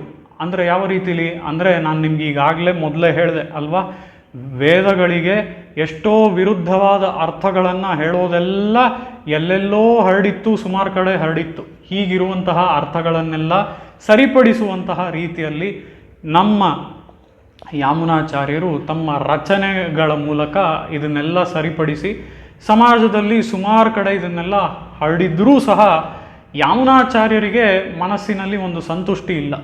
ಇದು ಎಲ್ಲೆಲ್ಲೂ ಹರಡ್ಲಿಲ್ವಲ್ಲ ಈ ಜ್ಞಾನ ಅನ್ನುವಂಥದ್ದು, ಇನ್ನೂ ಎಲ್ಲೆಲ್ಲೂ ಹರಡಬೇಕಲ್ಲ ಅಂತ ಹೇಳಿ ಅವರಿಗೆ ಮನಸ್ಸಿನಲ್ಲಿ ಒಂದು ಯೋಚನೆ, ಇದು ನನ್ನಿಂದ ಆಗ್ತಾ ಇಲ್ವಲ್ಲ ಅಂತ ಹೇಳಿ ಒಂದು ಯೋಚನೆ. ಅದಕ್ಕಾಗಿ ಬಹಳ ವರ್ಷಗಳಿಂದ ಅವರ ಮನಸ್ಸಿನಲ್ಲಿ ಇದ್ದಂಥ ಒಂದು ಆಲೋಚನೆ ಏನು ಅಂತ ಅಂದರೆ, ಇದು ಬೇರೆ ಯಾರ ಮೂಲಕ ಆದರೂ ಬಹಳಷ್ಟು ಜನಕ್ಕೆ ಹೋಗಿ ಸೇರಬೇಕು, ಇದು ಬಹಳಷ್ಟು ಜನಕ್ಕೆ ಇದರಿಂದ ಉಪಯೋಗವಾಗಬೇಕು, ಅದು ಅವರಿಗೆ ಹಿತವಾಗಿರಬೇಕು ಅಂತ ಹೇಳಿ ಇವರಿಗೆ ಬಹಳ ಆಸೆ. ಆ ಆಸೆಯ ಪ್ರಕಾರ ಯಾವಾಗ ತಿರುಕ್ಕಚ್ಚಿ ನಂಬಿಗಳು ಇವರೇ ಇಳೆಯಾಳ್ವಾರರು ಅಂತ ತೋರಿಸ್ತಾರೋ ಆ ಕಾಂಚೀಪುರಂನ ವರದರಾಜಸ್ವಾಮಿ ಸನ್ನಿಧಿಯಲ್ಲಿ, ಅದೇ ಕ್ಷಣದಲ್ಲಿ ಈ ಆಲೋಚನೆಯು ಅವರಲ್ಲಿ ಇದ್ದಿದ್ದರಿಂದ ಏನು ಅಂತ ಅಂದರೆ, ಈ ಜ್ಞಾನ ಅಥವಾ ಈ ಸಂಪ್ರದಾಯವಾದದ್ದು ಇನ್ನೂ ಹರಡಿಲ್ಲ ಎಲ್ಲೆಲ್ಲೂ ಅಂತ ಹೇಳಿ ಈ ಯೋಚನೆ ಇದ್ದಿದ್ದರಿಂದ ಅಲ್ಲೇ ಅವರು ಎಲ್ಲಿ ನಿಂತುಕೊಂಡು ನೋಡ್ತಾರೋ ಆ ಸ್ವಾಮಿ ರಾಮಾನುಜರಿಂದ ಅಲ್ಲೇ ಅದೇ ಒಂದು ಸ್ಥಳದಲ್ಲೇ ಆ ಪುಣ್ಯಕೋಟಿ ವಿಮಾನವನ್ನು, ಆ ವರದರಾಜಸ್ವಾಮಿ ಇರುವಂತಹ ಪುಣ್ಯಕೋಟಿ ವಿಮಾನವನ್ನು ನೋಡಿ ಶರಣಾಗತಿಯನ್ನು ಮಾಡ್ತಾರೆ. ಏನಂತ ಅಂತ ಹೇಳಿದ್ರೆ, ಯಸ್ಯ ಪ್ರಸಾದ ಕಲೆಯ ಬಧಿರಶೃಣೋತಿ ಪಂಗುಃ ಪ್ರಧಾವತಿ ಜವೇನ ಚ ವಕ್ತಿಮೂಕಃ ಅಂಧಃ ಪ್ರಪಶ್ಯತಿ ಸುತಂ ಲಭತೆ ಚ ವಂದ್ಯಂ ತಂ ದೇವಮೇವ ವರದಂ ಶರಣಂ ಗತೋಸ್ಮಿ ಅಂತ ಹೇಳಿ ಈ ಶ್ಲೋಕದ ಮೂಲಕ ಆಗಲೇ ಆ ವರದರಾಜ ಸ್ವಾಮಿಗೆ ಶರಣಾಗತಿಯನ್ನು ಮಾಡ್ತಾರೆ. ಯಾವುದಕ್ಕಾಗಿ ಶರಣಾಗತಿ ಅಂತ ಅಂದರೆ, ಆ ಶರಣಾಗತಿ ಈ ಒಂದು ಸಂಪ್ರದಾಯವಾದದ್ದು ಅಥವಾ ಈ ಒಂದು ಜ್ಞಾನವಾದದ್ದು, ಯಾವ ಜ್ಞಾನ ವೇದಗಳಿಗೆ ಸರಿ ಹೊಂದುವ ಅರ್ಥಗಳು ಇನ್ನೂ ಹೆಚ್ಚು ಹೆಚ್ಚು ಜನರನ್ನು ಹೋಗಿ ಸೇರಬೇಕು, ಅವರಿಗೆ ಹಿತವನ್ನು ಇದು ಉಂಟು ಮಾಡಬೇಕು ಅಂತ ಹೇಳಿ ಅವರ ಮನಸ್ಸಿನಲ್ಲಿ ಯಾವ ರೀತಿಯಾದ ಒಂದು ಆಸೆ ಇತ್ತೋ ಅದರ ಪ್ರಕಾರ ಇದಕ್ಕಾಗಿ ಯಾರೋ ಮತ್ತೊಬ್ಬರು ಬರಬೇಕು ಅನ್ನುವಂಥ ಆಸೆಯೂ ಇತ್ತು. ಯಾಕೆ ಅಂದರೆ ನಾನು ನಿಮಗೆ ಮೊದಲೇ ಹೇಳಿದಾಗೆ ಆ ಸಮಯಕ್ಕೆ ಇವರಿಗೆ ಬಹಳಷ್ಟು ವಯಸ್ಸಾಗಿತ್ತು ಸ್ವಾಮಿ ಆಳವಂದಾರರಿಗೆ. ಆದ್ದರಿಂದಲೇ ಬೇರೆ ಇನ್ನೊಬ್ಬರು ಬಂದು ಇದನ್ನು ಬಹಳಷ್ಟು ಜನಕ್ಕೆ ಇದನ್ನು ಹರಡಬೇಕು, ಅವ್ರಿಗೆಲ್ರಿಗೂ ಒಳ್ಳೆಯದಾಗಬೇಕು ಅನ್ನೋ ಒಂದು ಮನಸ್ಸಿನಲ್ಲಿ ಈ ಒಂದು ಉದ್ದೇಶ ಇದ್ದಿದ್ದರಿಂದ ಇದಕ್ಕಾಗಿ ಆ ವರದರಾಜನಲ್ಲಿ ಶರಣಾಗತಿ ಮಾಡಿದ್ರು. ಈ ಇಳೆಯಾಳ್ವಾರರು ಸಂಪ್ರದಾಯಕ್ಕೆ ಬರಬೇಕು ಮತ್ತು ಈ ಅರ್ಥಗಳನ್ನೆಲ್ಲ ಅಂದರೆ ವೇದಕ್ಕೆ ಸರಿ ಹೊಂದುವ ಅರ್ಥಗಳನ್ನೆಲ್ಲ ಎಲ್ಲೆಲ್ಲೂ ಹರಡಬೇಕು ಅನ್ನುವಂತಹ ಒಂದು ಇಚ್ಛೆಯಿಂದ ಅವರು ಆ ವರದರಾಜನಿಗೆ ಶರಣಾಗತಿ ಮಾಡಿದ್ರು. ಈ ಒಂದು ಶರಣಾಗತಿಯೇ ನಾವು ಮುಂದೆ ಈಗ ನೋಡುವಂತಹ ನಮ್ಮ ನಾಯಕನಾಗಿ ನಮ್ಮ ಸ್ವಾಮಿ ರಾಮಾನುಜರು ಬರೋದಕ್ಕೆ ಕಾರಣ. ಆದ್ದರಿಂದಲೇ ಈ ಒಂದು ಶರಣಾಗತಿಯ ಬಗ್ಗೆ ಇವತ್ತು ನಾವಿಲ್ಲಿ ನೋಡಿದ್ದು. ಆ ರೀತಿಯಲ್ಲಿ ಆ ಯಾಮುನಾಚಾರ್ಯರು ಮಾಡಿದಂತಹ ಶರಣಾಗತಿ, ಆ ಮಾಡಿದಂತಹ ಸ್ಥಳ ಇವತ್ತಿಗೂ ಕೂಡ ಆ ಕಾಂಚೀಪುರಂನ ವರದರಾಜಸ್ವಾಮಿ ದೇವಸ್ಥಾನದ ಒಳಗೆ ಪ್ರಾಕಾರದ ಒಂದು ಭಾಗವನ್ನು ನಾವು ನೋಡ್ಬೋದು. ಆ ಭಾಗವನ್ನು ನಾವು ಯಮುನೈ ತುರೈವರ್ ತಿರುಮುಟ್ರಂ ಅಂತ ಹೇಳಿ ಕರಿತೀವಿ. ಆ ಸ್ಥಳದಲ್ಲಿ ನಿಂತುಕೊಂಡು ಇಲ್ಲಿ ಸ್ವಾಮಿ ಯಾಮುನಾಚಾರ್ಯರು ಶರಣಾಗತಿ ಮಾಡಿದ್ರಿಂದ ಅದಕ್ಕೆ ಆ ಹೆಸರು. ಆ ರೀತಿಯಲ್ಲಿ ಇಲ್ಲಿ ಯಮುನೈ ತುರೈವರ್ ಶರಣಾಗತಿಯನ್ನು ಮಾಡ್ತಾರೆ. ಅದಾದ ಮೇಲೆ ನಿಮಗೆಲ್ಲರಿಗೂ ಗೊತ್ತು ಮುಂದೆ ನಡೆದ ಎಲ್ಲ ಚರಿತ್ರೆ, ಎವ್ರಿಥಿಂಗ್ ಈಸ್ ಹಿಸ್ಟ್ರಿ ಅಲ್ವಾ. ಆ ರೀತಿಯಲ್ಲಿ ಮುಂದೆ ಸ್ವಾಮಿ ರಾಮಾನುಜರು ಸಂಪ್ರದಾಯಕ್ಕೆ ಬಂದರು. ಅವರೂ ಕೂಡ ಸಂಪ್ರದಾಯವನ್ನು ಎಲ್ಲೆಲ್ಲೂ ಹರಡೋ ರೀತಿಯಲ್ಲಿ, ಈ ಜ್ಞಾನ ಎಲ್ಲೆಲ್ಲೂ ಹರಡೋ ರೀತಿಯಲ್ಲಿ ಮಾಡಿದ್ರು. ಈ ರೀತಿಯಲ್ಲಿ ಈ ಶರಣಾಗತಿ ಖಂಡಿತ ಫಲಿಸ್ತು. ಅದು ಬಹಳಷ್ಟು ವರ್ಷಗಳ ನಂತರ, ಆದರೆ ಅದು ಸದ್ಯಕ್ಕೆ ತಕ್ಷಣಕ್ಕೆ ಆಗಲಿಲ್ಲ. ಆ ರೀತಿಯಲ್ಲಿ ಆ ಯಾಮುನಾಚಾರ್ಯರು ಮಾಡಿದಂಥ ಶರಣಾಗತಿಯ ಕಾರಣಕ್ಕೆ ಇಲ್ಲಿ ಬಂದವರು ಯಾರು ಅಂತ ಹೇಳಿದ್ರೆ ನಮ್ಮ ನಾಯಕರಾದಂತಹ ಸ್ವಾಮಿ ರಾಮಾನುಜರು ಅಲ್ವಾ. ಆ ರೀತಿಯಲ್ಲಿ ಇಲ್ಲಿ ಸ್ವಾಮಿ ರಾಮಾನುಜರನ್ನು ಇವರು ನೋಡಿದರು, ಯಾರು ಯಾಮುನಾಚಾರ್ಯರು ನೋಡಿದರು. ಆದರೆ ಸ್ವಾಮಿ ರಾಮಾನುಜರು ನೋಡಿದ್ರಾ ಅಂತ ಹೇಳಿದ್ರೆ ಖಂಡಿತ ಇಲ್ಲ. ನಿಮಗೂ ಎಲ್ರಿಗೂ ಈ ಕಥೆ ಎಲ್ಲ ಗೊತ್ತು. ಸ್ವಾಮಿ ರಾಮಾನುಜರು ಪೆರಿಯನಂಬಿ ಆಚಾರ್ಯರ ಜೊತೆ ಹೋದಂತಹ ಒಂದು ಸಮಯದಲ್ಲಿ ಆಗಲೇ ಅವರು ವೈಕುಂಠ ಪ್ರಾಪ್ತಿ ಆಗೋಗಿರುತ್ತೆ ನಮ್ಮ ಸ್ವಾಮಿ ಯಾಮುನಾಚಾರ್ಯರಿಗೆ. ಅಂಥ ಸಮಯದಲ್ಲಿ ಹೋಗಿ ದರ್ಶಿಸ್ತಾರೆ. ಅಂಥ ಒಂದು ಸಮಯದಲ್ಲಿ 3 ಬೆರಳುಗಳನ್ನು ಮಡಿಸ್ಕೊಂಡಿರ್ತಾರೆ ಯಾಮುನಾಚಾರ್ಯರು. ಅವರ ಒಳಗೆ ಇದ್ದಂತಹ ಆಸೆಗಳು ಏನೇನು ಅನ್ನೋದನ್ನು ಅರಿತುಕೊಂಡು ಇಂಥ ಆಸೆಗಳನ್ನೆಲ್ಲ ನಾನು ಈಡೇರಿಸ್ತೀನಿ ಅಂತ ಒಂದೇ ಸಾರಿಯಲ್ಲಿ ಸ್ವಾಮಿ ರಾಮಾನುಜರು ಘೋಷಣೆ ಮಾಡಿದ್ದರಿಂದ ಅವರು ಬೆರಳುಗಳೆಲ್ಲ ತೆರೆದುಕೊಳ್ಳುತ್ತೆ ಅನ್ನುವಂಥ ಈ ಕಥೆಗಳನ್ನೆಲ್ಲ ನಾವು ಬಹಳಷ್ಟು ಉಪನ್ಯಾಸಗಳಲ್ಲಿ ಎಲ್ಲ ಕಡೆ ಕೇಳಿರ್ತೀವಿ ಅಲ್ವಾ. ಈ ಕಥೆಯ ಒಳಗೆ ನಾನು ಹೆಚ್ಚಾಗಿ ಹೋಗಲ್ಲ. ಇಲ್ಲಿ ನಾನು ಮೊದಲೇ ಹೇಳಿದಾಗೆ ಈ ಒಂದು ಉಪನ್ಯಾಸದಲ್ಲಿ ನಾವು ಯಾವ ರೀತಿಯಾಗಿ ವಿಷಯಗಳ ಮೂಲಕ ಅಂದರೆ ತಮ್ಮ ತಮ್ಮ ಒಂದು ರಚನೆಗಳ ಮೂಲಕ ಇಬ್ಬರ ಒಂದು ಸಂಬಂಧ ಇದೆ ಅನ್ನೋದನ್ನು ನಾವು ಇವತ್ತು ನೋಡಲಿದ್ದೇವೆ. ಆ ರೀತಿಯಲ್ಲಿ ಇಲ್ಲಿ ಮೊದಲು ಒಬ್ಬರು ನೋಡಿದರು, ಅದು ಯಾರು ಅಂತ ಅಂದರೆ ಅವರೇನೆ ಯಾಮುನಾಚಾರ್ಯರು. ಯಾಮುನಾಚಾರ್ಯರು ಇಳೆಯಾಳ್ವಾರರನ್ನು ನೋಡಿದರು, ಆದರೆ ಇಳೆಯಾಳ್ವಾರರು ನೋಡಲಿಲ್ಲ ಯಾಮುನಾಚಾರ್ಯರನ್ನು. ಇವರು ಹೇಗೆ ಸ್ವಾಮಿ ರಾಮಾನುಜರು ಹೇಗೆ ನಮ್ಮ ಯಾಮುನಾಚಾರ್ಯರಿಗೆ ಅಂತ ನೋಡಿದ್ರೆ, ಹೇಗೆ ಏಕಲವ್ಯ ದ್ರೋಣರಿಗಿದ್ನೋ ಆ ರೀತಿ. ಏಕಲವ್ಯ ದ್ರೋಣರಿಂದ ನೇರವಾಗಿ ವಿದ್ಯೆಯನ್ನು ಕಲ್ತನ? ಖಂಡಿತ ಇಲ್ಲ. ನಿಮಗೆಲ್ರಿಗೂ ಗೊತ್ತು, ಮಹಾಭಾರತದಲ್ಲಿ ಏಕಲವ್ಯ ದ್ರೋಣರಿಂದ ನೇರವಾಗಿ ವಿದ್ಯೆಯನ್ನು ಕರೀಲಿಲ್ಲ. ಹೇಗೆ ಕಲ್ತ ಅಂತ ಅಂದರೆ, ತಾನೇ ಒಂದು ಜಾಗದಲ್ಲಿ ವಾಸ ಮಾಡಿ ಇದ್ದುಕೊಂಡು ಅಲ್ಲೇ ತಾನೇ ಅಭ್ಯಾಸ ಮಾಡೋದಕ್ಕೆ ಅವನು ಶುರು ಮಾಡ್ದ. ಆ ರೀತಿಯಲ್ಲಿ ಅಭ್ಯಾಸ ಮಾಡಿ ಮಾಡಿ ಮಾಡಿ ಸಮಯದ ಜೊತೆಗೆ ಅವನು ಕೂಡ ಈ ವಿದ್ಯೆಯನ್ನು, ಬಿಲ್ ವಿದ್ಯೆಯನ್ನು ಅವನು ಕಲ್ತ ಅನ್ನೋದನ್ನು ನಾವು ನೋಡ್ತೀವಿ. ಈ ರೀತಿಯಲ್ಲಿ ಹೇಗೆ ಆ ಏಕಲವ್ಯ ದ್ರೋಣಾಚಾರ್ಯರಿಗೆ ಇದ್ದನೋ ಶಿಷ್ಯನಾಗಿ ಏಕಲವ್ಯ ದ್ರೋಣರ ಶಿಷ್ಯ ಅಂತಲೇ ಹೇಳ್ತೀವಿ ಅಲ್ವಾ. ಆದರೆ ದ್ರೋಣರಿಂದ ಏನನ್ನೂ ನೇರವಾಗಿ ಕಲಿಯಲಿಲ್ಲ. ಅದೇ ರೀತಿ ಇಲ್ಲಿ ನಮ್ಮ ಸ್ವಾಮಿ ರಾಮಾನುಜರು ಯಾಮುನಾಚಾರ್ಯರು ನೇರವಾಗಿ ಏನೂ ಹೇಳ್ಕೊಡ್ಲಿಲ್ಲ, ರಾಮಾನುಜರು ನೇರವಾಗಿ ಏನು ಯಾಮುನಾಚಾರ್ಯರಿಂದ ಕಲೀಲಿಲ್ಲ. ಆ ರೀತಿಯಲ್ಲಿ ಮೊದಲಿಗೆ ಈ ಸ್ವಾಮಿ ಯಾಮುನಾಚಾರ್ಯರ ಕೆಲವೊಂದು ರಚನೆಗಳನ್ನು ನಾವು ನೋಡಿದ್ರೆ, ಆಮೇಲೆ ಈ ರಚನೆಗಳ ಮೂಲಕ ಸಂಬಂಧ ನೋಡೋದಕ್ಕೆ ನಮಗೆ ಅದು ಸಹಾಯಕವಾಗಿರುತ್ತೆ. ಈ ರಚನೆಗಳನ್ನು ನಾವು ನೋಡೋದಕ್ಕೆ ಸ್ವಾಮಿ ದೇಶಿಕರು ತಮ್ಮ ಒಂದು ಗ್ರಂಥವಾದಂತಹ ವ್ಯಾಖ್ಯಾನ ಗ್ರಂಥ ಇದು, ಗೀತಾರ್ಥ ಸಂಗ್ರಹ ರಕ್ಷ ಅಥವಾ ರಕ್ಷೆ, ಈ ಒಂದು ಗ್ರಂಥದಲ್ಲಿ ಸ್ವಾಮಿ ದೇಶಿಕರು ಎಲ್ಲ ಕಡೆನೂ ಎಲ್ಲೆಲ್ಲಿ ಸ್ವಾಮಿ ಯಾಮುನಾಚಾರ್ಯರಿಗೂ ಹಾಗೂ ಸ್ವಾಮಿ ರಾಮಾನುಜರಿಗೂ ಒಂದು ಸಂಬಂಧಗಳಿದೆ ಈ ವಿಷಯಗಳ ಮೂಲಕ ಅನ್ನೋದನ್ನು ತೋರಿಸ್ತಾರೆ. ಅಂದರೆ ಏನು ಅರ್ಥ ಇಲ್ಲಿ, ನಾವು ಎಲ್ಲ ಕಡೆಯಲ್ಲೂ ಇಂಥ ಕಡೆ ಸಂಬಂಧ ಇದೆ, ಇಂಥ ಕಡೆ ಸಂಬಂಧ ಇಲ್ಲ ಅಂತ ಹೇಳೋಕ್ಕೆ ಆಗಲ್ಲ. ಆ ರೀತಿಯಲ್ಲಿ ಎಲ್ಲೆಲ್ಲೂ ಸ್ವಾಮಿ ರಾಮಾನುಜರು ಹೇಳುವಂಥ ವಿಷಯಗಳು ಎಲ್ಲವೂ ಯಾಮುನಾಚಾರ್ಯರು ಏನು ತಮ್ಮ ರಚನೆಗಳ ಮೂಲಕ ಕೊಟ್ಟಿದ್ದಾರೋ ಅದನ್ನೇ ಅವಲಂಬಿಸಿ ಸ್ವಾಮಿ ಭಾಷ್ಯಕಾರರ ರಚನೆಗಳು ಅಷ್ಟೂ ಇವೆ. ಇಂಥ ಕಡೆ ಅವಲಂಬಿಸಿದ್ದಾರೆ, ಇಂಥ ಕಡೆ ಬಿಟ್ಟುಬಿಟ್ಟಿದ್ದಾರೆ ಅಂತ ಹೇಳೋಕ್ಕೆ ಆಗಲ್ಲ. ಆ ರೀತಿಯಲ್ಲಿ ಮೊದಲಿಗೆ ಈ ಗೀತಾರ್ಥ ಸಂಗ್ರಹದಲ್ಲೇ ಮೊದಲ ಒಂದು ಮಂಗಳ ಶ್ಲೋಕದ ಮೂಲಕ ಯಾಮುನಾಚಾರ್ಯರನ್ನು ಸ್ತೋತ್ರ ಮಾಡುವಂತಹ ಒಂದು ಸಮಯದಲ್ಲಿ ಇಲ್ಲಿ ಹೇಳ್ತಾರೆ ಅವರ ಗ್ರಂಥಗಳು ಯಾವುದು ಅಂತ ಸ್ವಾಮಿ ದೇಶಿಕರು. ಮಾನತ್ವಂ ಭಗವನ್ಮತಸ್ಯ ಮಹತಃ ಪುಂಸಸ್ತಥಾ ನಿರ್ಣಯಃ ತಿಸ್ರಸಿದ್ಧಯ ಆತ್ಮಸಂವಿದಖಿಲಾಧೀಶಾನ ತತ್ವಾಶ್ರಯಾಃ ಗೀತಾರ್ಥಸ್ಯ ಚ ಸಂಗ್ರಹಃ ಸ್ತುತಿಯುಗಂ ಶ್ರೀಶಯೋರಿತ್ಯಮೂನ್ ಯದ್ಗ್ರಂಥಾನ್ ಅನುಸಂದಧೆ ಯತಿಪತಿಃ ತಂ ಯಾಮುನೇಯಂ ನುಮಃ ಅಂತ ಹೇಳಿ ಇಲ್ಲಿ ಆ ಯಾಮುನಾಚಾರ್ಯರನ್ನು ಸ್ತೋತ್ರ ಮಾಡ್ತಾ ಇದ್ದಾರೆ.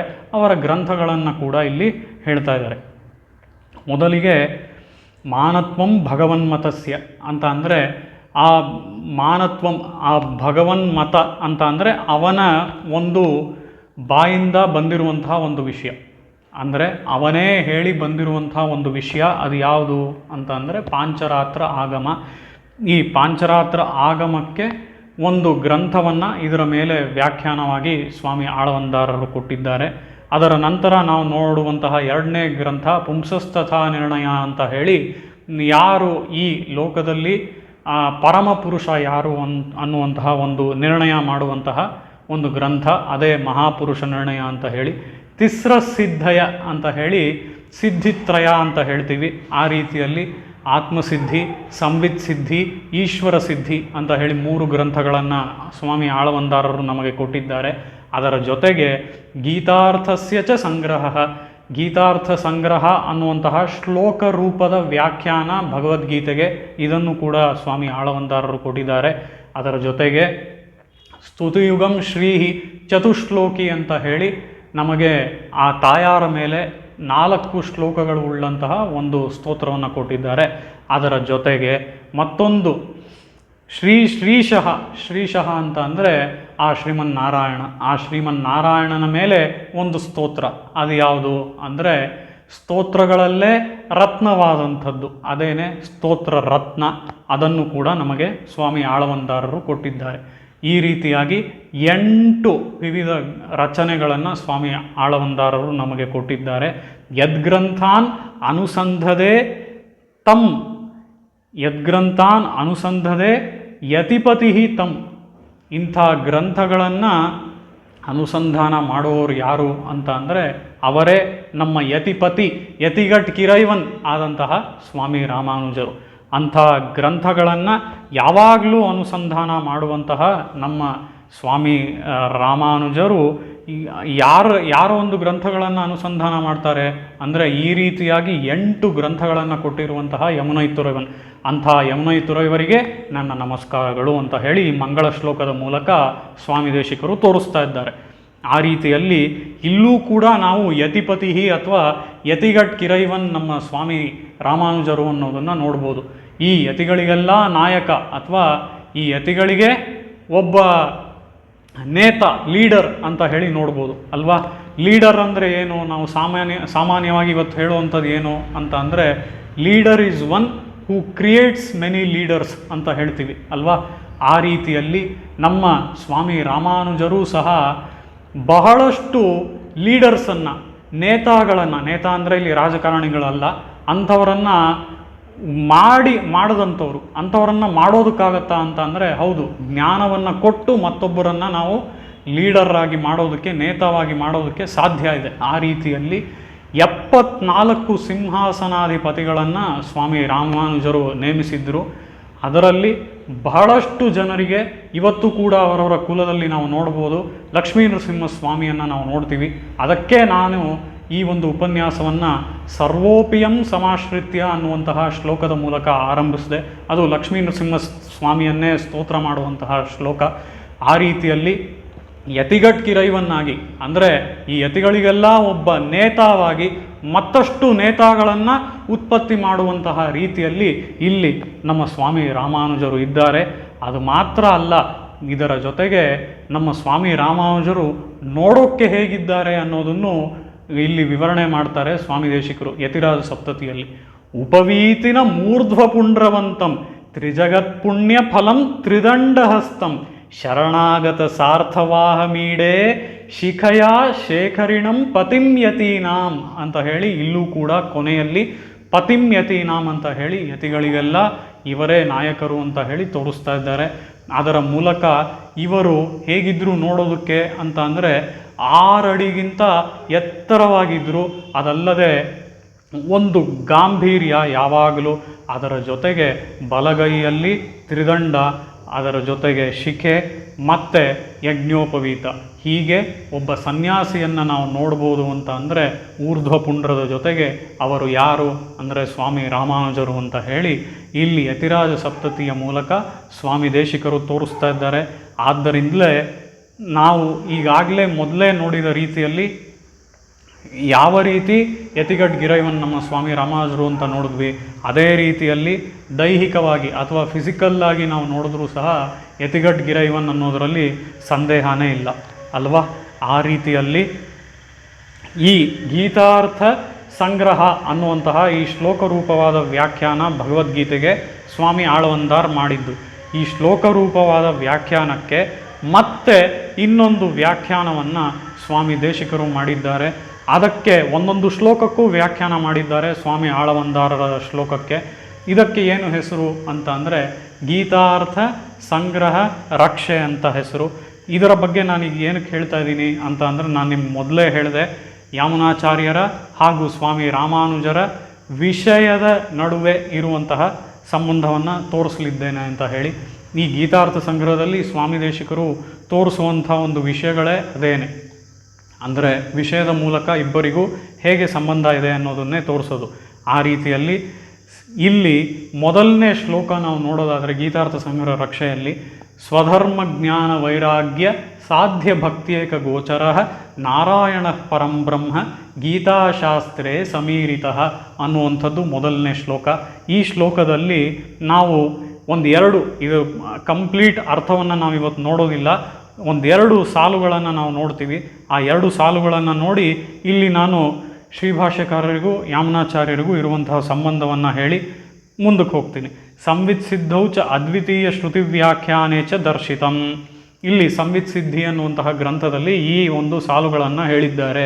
ಅದೇನು ಅಂತ ಅಂದರೆ, ಯಥಾ ಚೋಲ ನೃಪ ಸಾಮ್ರಾಟ್ ಅದ್ವಿತೀಯೋಸ್ತಿ ಭೂತಲೆ ಇತಿ ತತ್ತುಲ್ಯ ನೃಪತಿ ನಿವಾರಣ ಪರಂ ವಚಃ ಅಂತ ಹೇಳಿ ಇಲ್ಲಿ ಇದೊಂದು ಸಾಲನ್ನು ಇಲ್ಲಿ ಆಳವಂದಾರರು ತಮ್ಮ ಸಂವಿತ್ ಸಿದ್ಧಿ ಅನ್ನುವಂತಹ ಗ್ರಂಥದಲ್ಲಿ ತೋರಿಸಿದ್ದಾರೆ. ಅದೇ ಮಹಾಪುರುಷ ನಿರ್ಣಯದಲ್ಲಿ ಪುರುಷ ನಿರ್ಣಯೇ ಚ ಏತತ್ ಪ್ರಪಂಚೋ ಗ್ರಾಹ್ಯ ಅಂತ ಹೇಳಿ ಸ್ವಾಮಿ ಆಳವಂದಾರರು ತೋರಿಸಿದ್ದಾರೆ. ಅದಕ್ಕೆ ತಕ್ಕ ಹಾಗೆ ತದ್ ಏತದ್ ವ್ಯಪದೇಶದ್ವಯಂ ಶ್ರಿಯಃಪತಿ ಇತ್ಯಾದಿನ ಪ್ರಾರಂಭ ಭಾಷ್ಯೇಣ ವ್ಯಾಕೃತಂ ಅಂತ ಹೇಳಿ ಈ ಒಂದು ಗೀತೆಗೆ, ಭಗವದ್ಗೀತೆಗೆ ಭಾಷ್ಯ ಮಾಡಿರುವಂತಹ ಗೀತಾ ಭಾಷ್ಯ, ನಮ್ಮ ಸ್ವಾಮಿ ರಾಮಾನುಜರು ಮಾಡಿರುವಂತಹ ಗೀತಾ ಭಾಷ್ಯದ ಆರಂಭದಲ್ಲೇ ಸ್ವಾಮಿ ರಾಮಾನುಜರು ಈಗ ಸಂವಿತ್ ಸಿದ್ಧಿಯಲ್ಲಿ ನೋಡಿದಂತಹ ಒಂದು ವಿಷಯ, ಪುರುಷ ನಿರ್ಣಯದಲ್ಲಿ ನೋಡಿದಂತಹ ಒಂದು ವಿಷಯ, ಮತ್ತು ಸ್ವಧರ್ಮ ಜ್ಞಾನ ವೈರಾಗ್ಯ ಅನ್ನುವಂತಹ ಈ ಶ್ಲೋಕದಲ್ಲಿ ನಾರಾಯಣ ಪರಂ ಬ್ರಹ್ಮ ಅನ್ನುವಂತಹ ಈ ಭಾಗಕ್ಕೆ, ಅಂದರೆ ಆಳವಂದಾರರ ಸ್ತೋತ್ರಕ್ಕೆ ಈ ವಿಷಯಗಳನ್ನೆಲ್ಲ ತೆಗೆದುಕೊಂಡು ಸಂವಿತ್ ಸಿದ್ಧಿಯ ವಿಷಯ, ಪುರುಷ ನಿರ್ಣಯದ ವಿಷಯ, ಈ ಆಳವಂದಾರರ ವಿಷಯಗಳನ್ನೆಲ್ಲ ತೆಗೆದುಕೊಂಡು ತಮ್ಮ ಭಾಷ್ಯದಲ್ಲಿ ವಿವರವಾಗಿ ಕೊಟ್ಟಿದ್ದಾರೆ ಸ್ವಾಮಿ ರಾಮಾನುಜರು. ಆ ರೀತಿಯಲ್ಲಿ ಈ ಅವರ ವಿವರಣೆ, ಅಂದರೆ ಸ್ವಾಮಿ ಭಾಷ್ಯಕಾರರ ವಿವರಣೆ ಯಾವುದನ್ನು ಆಧಾರವಾಗಿ ಇಟ್ಕೊಂಡಿದೆ ಅಂತ ಹೇಳಿದ್ರೆ ಸಂವಿತ್ ಸಿದ್ಧಿ ಹಾಗೂ ಪುರುಷ ನಿರ್ಣಯ. ಅದು ಮಾತ್ರ ಅಲ್ಲ, ಇಲ್ಲಿ ನಾರಾಯಣ ಪರಂ ಬ್ರಹ್ಮ ಅಂತ ಹೇಳಿ ಆಳವಂದಾರರು ಗೀತಾರ್ಥ ಸಂಗ್ರಹದಲ್ಲಿ ಹೇಳ್ತಾರಲ್ಲ, ಅದಕ್ಕೆ ವ್ಯಾಖ್ಯಾನವನ್ನು ಕೂಡ ನಮ್ಮ ಸ್ವಾಮಿ ಭಾಷ್ಯಕಾರರು ತಮ್ಮ ಭಾಷ್ಯದ ಆರಂಭದಲ್ಲಿ ಕೊಡ್ತಾರೆ ಅಂತ ಹೇಳಿ ತೋರಿಸ್ತಾ ಇದ್ದಾರೆ. ಇದರಿಂದ ನಮಗೆ ತಿಳಿಯುತ್ತೆ ಎಲ್ಲೂ ನಮ್ಮ ಸ್ವಾಮಿ ರಾಮಾನುಜರು ಡಿವಿಯೇಟೇ ಆಗಿಲ್ಲ. ಸ್ವಾಮಿ ಆಳವಂದಾರರು ಹೇಳುವಂಥ ವಿಷಯಗಳನ್ನೇ ಅವರು ಹೇಳ್ತಾ ಇದ್ದಾರೆ. ನಾನೀಗ ಇಲ್ಲಿ ಸಮಯದ ಕೊರತೆ ಇರೋದರಿಂದ ಒಂದು ಅಥವಾ ಎರಡು ಉದಾಹರಣೆಗಳನ್ನು ನಾನು ನಿಮಗೆ ಕೊಡ್ತಾ ಇದ್ದೇನೆ. ಆದರೆ ನೀವು ನೋಡೋದಾದರೆ ಭಗವದ್ ವಿಷಯದಲ್ಲೂ ಸಹ, ಭಗವದ್ ವಿಷಯ ಅನ್ನುವಂಥದ್ದು ಸ್ವಾಮಿ ರಾಮಾನುಜರು ಮಾಡದೇ ಹೋದರೂ ಸಹ ಅದನ್ನು ಮಾಡಿದವರು ತಿರುಕ್ಕುರುಗೈ ಪಿರಾನ್ ಪಿಳ್ಳಾನ್, ಅವರು ನಮ್ಮ ಸ್ವಾಮಿ ರಾಮಾನುಜರ ಶಿಷ್ಯರು. ಅವರು ನಮ್ಮ ಸ್ವಾಮಿ ರಾಮಾನುಜರ ಶಿಷ್ಯರು ಮಾತ್ರ ಅಲ್ಲ, ಅವರಿಗೆ ಇನ್ನೊಂದು ಹೆಸರು ಕೂಡ ಇದೆ, ಅದೇನೇ ಜ್ಞಾನಪುತ್ರರು ಅಂತ ಹೇಳಿ. ಅದು ಯಾವುದಕ್ಕಾಗಿ ಅಂಥ ಹೆಸರು ಅಂತ ಹೇಳಿದ್ರೆ, ಸ್ವಾಮಿ ರಾಮಾನುಜರ ಮನಸ್ಸಿನಲ್ಲಿ ಯಾವ ಒಂದು ಯೋಚನೆ ಅಭಿಪ್ರಾಯ ಇರುತ್ತೋ ಅದನ್ನು ಹಾಗೆ ಸ್ವಾಮಿ ರಾಮಾನುಜರು ಹೇಳ್ದೇನೆ ಗ್ರಹಿಸ್ಕೊಳ್ಳುವಂಥವರು ನಮ್ಮ ತಿರುಕ್ಕುರುಗೈ ಪಿರಾನ್ ಪಿಳ್ಳಾನ್. ಆದ್ದರಿಂದಲೇ ಅವರು ಆ ಭಗವದ್ ವಿಷಯವನ್ನು ರಚನೆ ಮಾಡಿದ್ರೂ ಸಹ ಅದು ಸ್ವಾಮಿ ರಾಮಾನುಜರು ರಚನೆ ಮಾಡಿದ ಹಾಗೇನೆ. ಅದರಲ್ಲೂ ಸಹ ನಾವು ಆಳವಂದಾರರನ್ನು ಅವಲಂಬಿಸಿಕೊಂಡೇ ಎಲ್ಲ ವಿಷಯಗಳನ್ನು ಅಲ್ಲಿ ಪಿಳ್ಳಾನ್ ಹೇಳಿರುವಂಥದ್ದು. ಇಲ್ಲಿ ಪಿಳ್ಳಾನ್ ಹೇಳಿದರೂ ಸಹ ಅದು ರಾಮಾನುಜರು ಹೇಳದಂಗೆ, ನಾನು ಈಗ ನಿಮಗೆ ಹೇಳಿದಾಗೆ ಆ ರೀತಿಯಲ್ಲಿ ಅಲ್ಲೂ ಕೂಡ ಸ್ವಾಮಿ ರಾಮಾನುಜರು ಹಾಗೂ ಸ್ವಾಮಿ ಯಾಮನಾಚಾರ್ಯರ ಸಂಬಂಧವನ್ನು ನೋಡ್ಬೋದು. ಈಗ ಮತ್ತೊಂದು ಉದಾಹರಣೆಯನ್ನು ನಾವು ನೋಡೋದಾದರೆ ಶ್ರೀಭಾಷ್ಯದಲ್ಲಿ ನಾವು ನೋಡ್ತೀವಿ. ಶ್ರೀಭಾಷ್ಯ ಅನ್ನುವಂಥದ್ದು ಏನು ಅಂತ ಅಂದರೆ ವೇದಾಂತ ಸೂತ್ರಗಳು ಅಂತ ಹೇಳಿ ನಾವು ಬಹಳಷ್ಟು ಸೂತ್ರಗಳನ್ನು ನೋಡ್ತೀವಿ. ಆ ಸೂತ್ರಗಳನ್ನು ನಮಗೆ ಕೊಟ್ಟವರು ವೇದವ್ಯಾಸರು. ಆ ಸೂತ್ರಗಳಿಗೆ ವ್ಯಾಖ್ಯಾನವಾದದ್ದೇ ಶ್ರೀಭಾಷ್ಯ. ಅದರಲ್ಲಿ ನಾವು ಮಧ್ಯದಲ್ಲಿ ಒಂದು ಕಡೆ ನೋಡ್ತೀವಿ ಜಿಜ್ಞಾಸಾಧಿಕರಣ ಅನ್ನುವಂತಹ ಅಧಿಕರಣದಲ್ಲಿ, ಅದರಲ್ಲಿ ಮಹಾಸಿದ್ಧಾಂತ ಅನ್ನುವಂತಹ ಭಾಗದಲ್ಲಿ ನಾವು ನೋಡುವಂಥದ್ದು ಏನು ಅಂತ ಅಂದರೆ, ದೇಹೇಂದ್ರಿಯ ಮನಃಪ್ರಾಣದೀಭ್ಯ ಅನ್ಯೋನನ್ಯ ಸಾಧನ ನಿತ್ಯೋವ್ಯಾಪಿ ಪ್ರತಿಕ್ಷೇತ್ರಮಾತ್ಮ ಭಿನ್ನ ಸ್ವತಃ ಸುಖಿ ಅಂತ ಹೇಳಿ ಇದು ಆತ್ಮಸಿದ್ಧಿಯ ಒಂದು ಶ್ಲೋಕ. ಈ ಆತ್ಮಸಿದ್ಧಿಯ ಒಂದು ಶ್ಲೋಕವನ್ನು ತೆಗೆದು ಸ್ವಾಮಿ ರಾಮಾನುಜರು ಹಾಗೇ ಶ್ರೀಭಾಷ್ಯದಲ್ಲಿ ತೋರಿಸ್ತಾರೆ. ಈ ಶ್ಲೋಕವನ್ನು ಇಲ್ಲಿ ಸ್ವಾಮಿ ರಾಮಾನುಜರು ತಮ್ಮ ಪಕ್ಷವನ್ನು ಸ್ಥಾಪನೆ ಮಾಡೋದಕ್ಕಾಗಿ ಇದನ್ನು ತೆಗಿತಾರೆ. ಅಂದರೆ ಏನರ್ಥ, ಸ್ವಾಮಿ ಆಳವಂದಾರರನ್ನು ಅವಲಂಬಿಸಿಯೇ ನಾನು ನಡೀತಾ ಇದ್ದೇನೆ, ಅಂಥ ದಾರಿಯಲ್ಲೇ ನಾನು ನಡೀತಾ ಇದ್ದೇನೆ, ಅವರು ತೋರಿಸುವಂಥ ಮಾರ್ಗದಲ್ಲೇ ನಡೀತಾ ಇದ್ದೇನೆ ಅಂತ ತೋರಿಸೋದಕ್ಕೆ ಇಲ್ಲಿ ಸ್ವಾಮಿ ರಾಮಾನುಜರು ಇದನ್ನು ತೋರಿಸ್ತಾರೆ. ಅದರ ಮೂಲಕ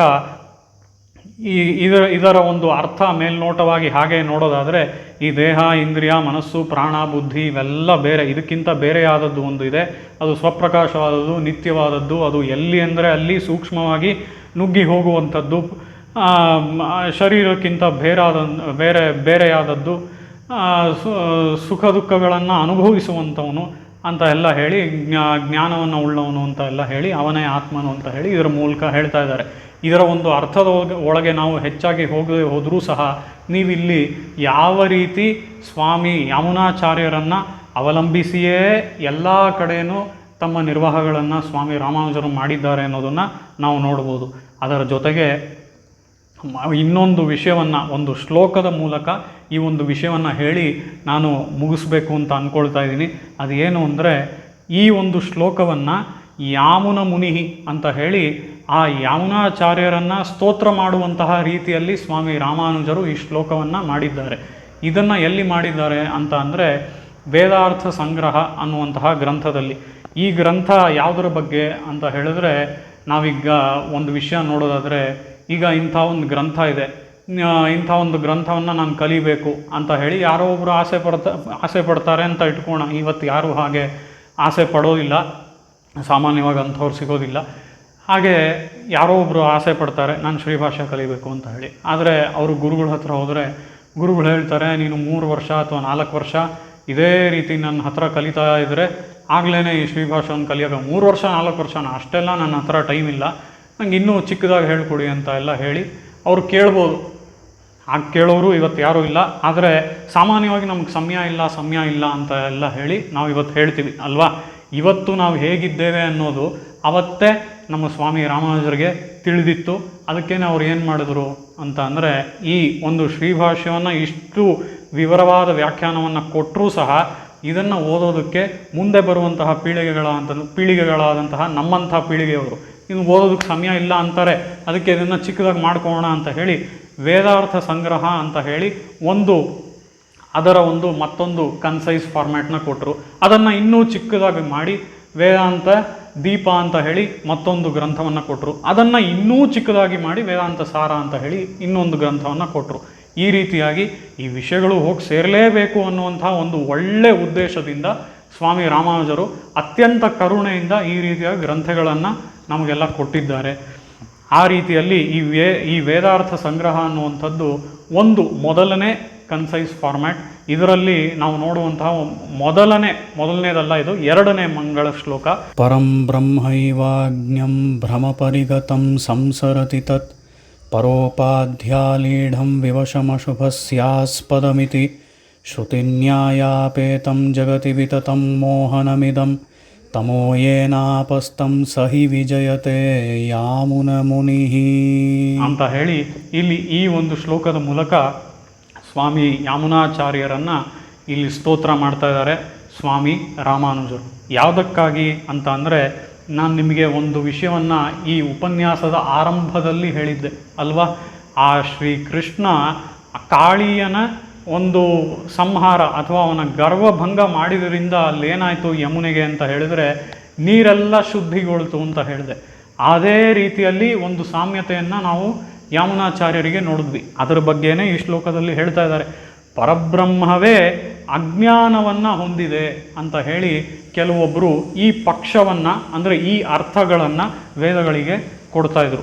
ಇದರಿಂದ ಏನಾಗುತ್ತೆ ಅಂತ ಅಂದರೆ, ಅಜ್ಞಾನವನ್ನು ಪರಬ್ರಹ್ಮವೇ ಹೊಂದಿದೆ ಅಂತ ಹೇಳಿದ್ರೆ ನಾವು ಈ ಒಂದು ಸಂಸಾರ ಬಂಧ ಅಂದರೆ ಜನ್ಮ ಮೃತ್ಯು ಇದರಲ್ಲೇನಿದ್ದೀವಿ ಇದಕ್ಕೆ ಆ ಪರಬ್ರಹ್ಮವೂ ಕೂಡ ಸಿಕ್ಕಾಕೊಳ್ಳುತ್ತೆ ಅನ್ನುವಂಥ ಒಂದು ಪಕ್ಷ ಬರುತ್ತೆ.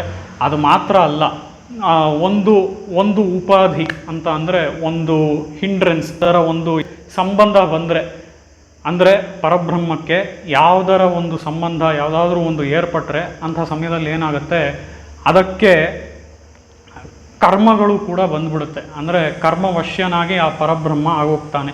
ಹೀಗೆ ಅವನಿಗೆ ಬಹಳಷ್ಟು ಅಶುಭಗಳು ಕೂಡ ಏರ್ಪಡುವಂತಹ ಸಾಧ್ಯತೆಗಳಿವೆ ಅಂತ ಹೇಳಿ ಇಂಥ ಅರ್ಥಗಳನ್ನೆಲ್ಲ ಶ್ರುತಿಗೆ ವಿರುದ್ಧವಾಗಿ ಬಹಳಷ್ಟು ಜನ ಅವರವರದೇ ಪಕ್ಷಗಳನ್ನೆಲ್ಲ ಹೇಳಿಕೊಂಡು ತಮ್ಮ ಅರ್ಥವನ್ನು ಈ ರೀತಿಯಾಗಿ ಕೊಡೋದಕ್ಕೆ ಬಂದರು ಮತ್ತು ಇದನ್ನು ಹರಡಿದ್ರೂ ಕೂಡ. ಹೀಗೆ ಎಲ್ಲೆಲ್ಲೂ ಹರಡಿದ್ದಂತಹ ಈ ಶ್ರುತಿಗಳಿಗೆ ವಿರುದ್ಧವಾದ ಅರ್ಥವನ್ನು ನೀಗಿಸಿದಂಥವ್ರು ಯಾರು ಅಂತ ಅಂದರೆ ಅವರೇನೆ ಸ್ವಾಮಿ ಯಾಮುನಾಚಾರ್ಯರು. ಆ ಸ್ವಾಮಿ ಯಾಮುನಾಚಾರ್ಯರು ಇದನ್ನು ಈ ಮೋಹದಲ್ಲಿ ಅವರೆಲ್ಲ ಬಿದ್ದಿದ್ರು ಅಲ್ವಾ, ಇದೇ ಒಂದು ಸರಿಯಾದ ಅರ್ಥ ಅಂತ ಹೇಳಿ ಇದನ್ನು ನೀಗಿಸಿ, ಇಂಥ ಅರ್ಥಗಳನ್ನೆಲ್ಲ ನೀಗಿಸಿ ಸರಿಯಾದ ಅರ್ಥಗಳನ್ನು, ವೇದಕ್ಕೆ ಸರಿ ಹೊಂದುವ ಅರ್ಥಗಳನ್ನು ಆ ಯಾಮುನಾಚಾರ್ಯರು ತಮ್ಮ ಗ್ರಂಥಗಳ ಮೂಲಕ ಕೊಟ್ಟಿದ್ದರಿಂದ ಅಂಥ ಯಾಮುನಾಚಾರ್ಯರು ನಮ್ಮ ಸಮಾಜವನ್ನು ಶುದ್ಧಿಗೊಳಿಸಿದ್ದಾರೆ. ಹೇಗೆ ಆ ಶ್ರೀಕೃಷ್ಣ ಯಮುನೆ ನೀರನ್ನು ಶುದ್ಧಿಗೊಳಿಸಿದ್ನೋ ಆ ಕಾಳಿಯವನ್ನು ಸಂಹಾರ ಮಾಡುವುದರ ಮೂಲಕ, ಆ ರೀತಿಯಾಗಿ ಯಾಮುನಾಚಾರ್ಯರು ಕೂಡ ಸಮಾಜವನ್ನು ಶುದ್ಧಿಗೊಳಿಸಿದ್ದಾರೆ ಅಂತ ಹೇಳಿ ಅಂಥ ಯಾಮುನ ಮುನಿಗಳಿಗೆ ನನ್ನ ನಮಸ್ಕಾರಗಳು ಅಂತ ಹೇಳಿ ಸ್ವಾಮಿ ರಾಮಾನುಜರು ಈ ಶ್ಲೋಕವನ್ನು ಇಲ್ಲಿ ನಮಗೆ ಕೊಡ್ತಾ ಇದ್ದಾರೆ. ಇನ್ನು ಮತ್ತೊಂದು ವಿಷಯ ನಾವಿಲ್ಲಿ ನೋಡಬೇಕಾಗಿರೋದು, ಹೇಗೆ ಈ ಒಂದು ಸ್ವಾಮಿ ರಾಮಾನುಜರನ್ನು ನೋಡಬೇಕು ಅಂತ ಹೇಳಿ ಯಾಮುನಾಚಾರ್ಯರ ಮನಸ್ಸಲ್ಲೇ ಇತ್ತೋ, ಅದೇ ರೀತಿ ಮತ್ತೊಂದು ಕಡೆ ಈ ಸ್ವಾಮಿ ರಾಮಾನುಜರಿಗೂ ಸಹ ನಾನು ಯಾಮುನಾಚಾರ್ಯರಿಂದಲೇ ಕಲಿಬೇಕು ಅನ್ನುವಂಥ ಆಸೆಯೂ ಇತ್ತು. ಆದರೆ ಅದು ಅವ್ರಿಗೆ ಯಾಮುನಾಚಾರ್ಯರಿಂದ ನೇರವಾಗಿ ಕಲಿಯೋ ಹಾಗೆ ಈಡೇರಲಿಲ್ಲ. ಆದರೂ ಸಹ ದ್ರೋಣಾಚಾರ್ಯರಿಗೆ ಏಕಲವ್ಯ ಇದ್ದ ಹಾಗೆ ಸ್ವಾಮಿ ರಾಮಾನುಜರು ಕೂಡ ಇದ್ದರು ಸ್ವಾಮಿ ಯಾಮುನಾಚಾರ್ಯರಿಗೆ ಅಂತ ಹೇಳಿ ನೋಡಿದ್ವಿ ಅಲ್ವಾ. ಆ ರೀತಿಯಲ್ಲಿ ಅವರಿಗೆ ಇಂಥ ಆಸೆ ಇದ್ದರೂ ಸಹ ಅವರಿಗೆ ನೇರವಾಗಿ ಹೋಗಿ ಕಲಿಯೋದಕ್ಕಾಗಲಿಲ್ಲ. ಆದರೆ ಅವರ ಒಂದು ಆಸೆ ನೋಡಿ, ಸ್ವಾಮಿ ರಾಮಾನುಜರು ಯಾರು ನಮಗೆಲ್ಲರಿಗೂ ಗೊತ್ತು. ಅವರು ಅವತಾರ ಪುರುಷರು, ಮಹಾಪುರುಷರು, ಅದೆಲ್ಲ ನಮಗೆ ಗೊತ್ತು. ಹಾಗಿರುವಂಥವರು ಕೂಡ ನಾನು ಇಂಥವರ ಬಳಿ ಹೋಗಿ ಯಾರು ಸರಿಯಾಗಿ ಜ್ಞಾನವನ್ನು ತಿಳ್ಕೊಂಡಿದ್ದಾರೋ ಅಂಥವರ ಬಳಿಯೇ ಹೋಗಿ ತಿಳ್ಕೋಬೇಕು ಅಂತ ಹೇಳಿ ಅಂಥ ಒಂದು ಆಸೆಯನ್ನು ಪಟ್ಟರೆ ಹೊತ್ತು ನನಗೆ ಎಲ್ಲ ಗೊತ್ತು, ನಾನು ಅವತಾರ ಪುರುಷ, ನಾನು ಮಹಾಪುರುಷ ಅಂತ ಹೇಳಿ ಯಾವತ್ತೂ ಅವರು ಹೇಳ್ಕೊಂಡವರು ಅಲ್ಲ, ಆ ರೀತಿ ನಡ್ಕೊಂಡವರು ಅಲ್ಲ. ಆ ರೀತಿಯಲ್ಲಿ ಈ ವಿಷಯವನ್ನು ನಾನು ಇಲ್ಲಿ ಏನಕ್ಕಾಗಿ ಹೇಳ್ತಾ ಇದ್ದೀನಿ ಅಂತ ಅಂದರೆ, ನಾವು ಇಂಥ ಜ್ಞಾನಗಳನ್ನು, ವಿಷಯಗಳನ್ನು ತಿಳ್ಕೊಂಡಿರುವಂಥ ದೊಡ್ಡವರ ಬಳಿಯೇ ಹೋಗಿ ವಿಷಯಗಳನ್ನು ಕೇಳಿ ತಿಳ್ಕೋಬೇಕೇ ಹೊತ್ತು ನಾನು ಗೂಗಲ್ ನೋಡ್ಕೊಳ್ತೀನಿ, ಯೂಟ್ಯೂಬಲ್ಲಿ ಬೇಕಾದಷ್ಟು ಉಪನ್ಯಾಸಗಳಿದೆ ನಾನು ನೋಡಿ ತಿಳ್ಕೊಳ್ತೀನಿ ಅಂತ ಅಂದರೆ ಅದರಿಂದ ನಮಗೆ ನಿಜವಾಗ್ಲೂ ಒಂದು ಕಾಂಕ್ರೀಟ್ ಆದಂತಹ ಜ್ಞಾನ ಬರೋದಕ್ಕೆ ಸಾಧ್ಯ ಇಲ್ಲ. ಅಂಥ ಸ್ವಾಮಿ ರಾಮಾನುಜರೇ ಗುರುಗಳ ಬಳಿ ಹೋಗಿ ನಾನು ಜ್ಞಾನವನ್ನು ಪಡಿಬೇಕು ಅಂತ ಇದ್ದಂಥ ಸಮಯದಲ್ಲಿ ನಾವೆಲ್ಲ ಯಾರು ಸಾಮಾನ್ಯ ಮನುಷ್ಯರು, ನಾವು ಕೂಡ ಗುರುಗಳ ಬಳಿಯೇ ಹೋಗಿ ಇಂಥ ಒಂದು ವಿಷಯಗಳನ್ನು ತಿಳ್ಕೊಳ್ಳುವಂಥದ್ದೇ ಅತ್ಯಂತ ಉತ್ತಮವಾದಂಥ ಒಂದು ಅಭ್ಯಾಸ ಅಂತ ಹೇಳಿ ನನ್ನ ಈ ಉಪನ್ಯಾಸವನ್ನು ನಾನು ಮುಗಿಸ್ಕೊಳ್ತಾ ಇದ್ದೇನೆ.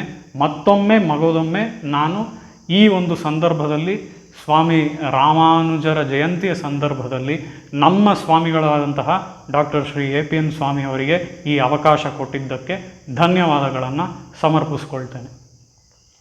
ಕವಿತಾರ್ಕಿಕ ಸಿಂಹಾಯ ಕಲ್ಯಾಣ ಗುಣಶಾಲಿನೇ ಶ್ರೀಮತೆ ವೆಂಕಟೇಶಾಯ ವೇದಾಂತ ಗುರವೇ ನಮಃ.